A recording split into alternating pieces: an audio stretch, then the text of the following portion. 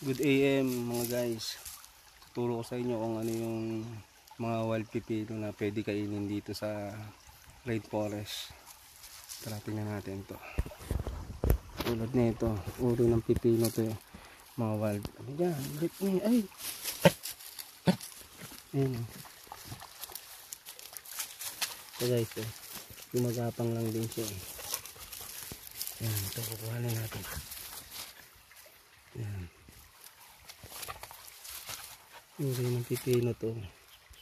Yan, maliit lang siya, butil, parang munggo. Malaki-laki lang sa munggo. Yan. Malaki-laki lang sa munggo. Titig pa natin ha. Yan o, yan yung itsura nyo. Yan o, wild pipino yan.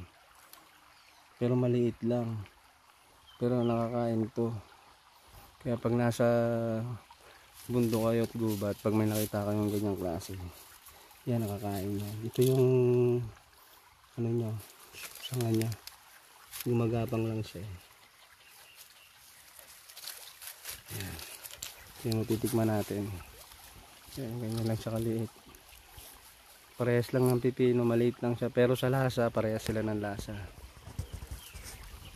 Tignan mo guys.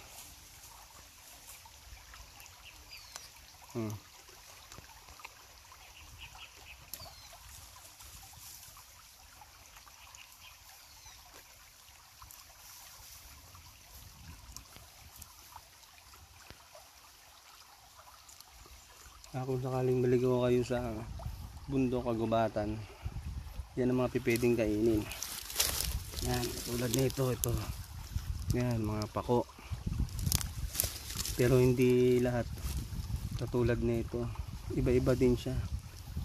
Kaya ito dapat ang matutunan nyo rin kung sakaling sa maligaw kayo sa bundok, gubat, rainforest, food survival.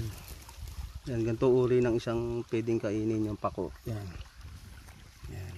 Pag magulang siya, ganyan. Pag yung mga pwede kainin, ganito, yung parang talbos niya lang. Yan, yung talbos niya. Tulad niyan. Yan. Ito pa. Yan. Yan. Ito naman yung pipino na wild. Yan.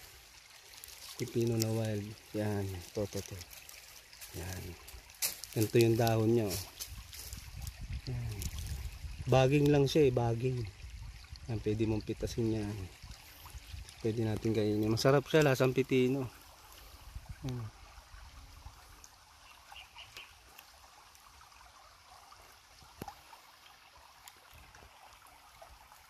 Paano yan guys? Hanggang dito na lang. Tanghali na. Uwi na ako. Okay, bye bye.